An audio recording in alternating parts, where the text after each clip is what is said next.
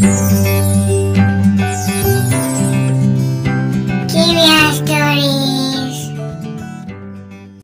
Friends, welcome to our channel. ఇప్పుడు ఈ చీమల కథ ఏమిటో చూద్దామా. అనగనగా 2 చీమలు ఒక చోట నివసిస్తున్నాయి.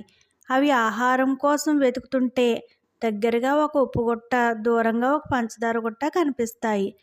ఆహారం కోసం హుషారుగా కొంచెం దూరం వెళ్ళేసరికి ఉప్పు గుట్ట వస్తుంది. పెద్ద చీమ చిన్న చీమతో ఇలా అంటుంది, ఇక్కడే ఆగిపోయేవేం, ఇది ఉప్పు, దీన్ని కడుపు నిండా తింటే ప్రాణానికే ప్రమాదం.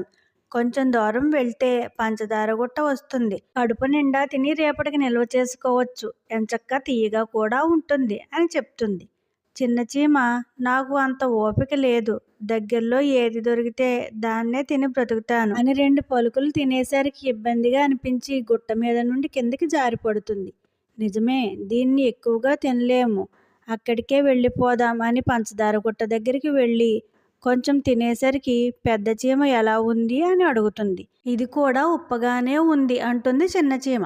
పెద్ద చీమ ఇలా అంటుంది, నీ మొహం, నీ నోటిలో ఉన్న ఉప్పుని ఉమ్మివేయకుండా పంచదార రుచి ఎలా తెలుస్తుంది? వెళ్ళి నీటిలో శుభ్రంగా కడిగి అప్పుడు తిను, దీని రుచి తెలుస్తుంది అంటుంది. చిన్న చీమ నీటిలో శుభ్రంగా స్నానం చేసి వచ్చి పంచదార తిని చాలా బాగుంది అంటుంది. 2 చీమలు కడుపు నిండా తిని వాటి నివాసం దగ్గరికి నిల్వ చేసుకుంటాయి. దీనిలో నీతి, అందుకే పెద్దల మాట వినాలి. మనిషిలో చెడు ఈ ఉప్పులాగానే ఉంటుంది. ఆ చెడుని కడిగేస్తే గాని పంచదార లాంటి మనిషిలో మంచితనం పనిచేయదు. Please like, share and subscribe friends, and don't forget to on the bell icon.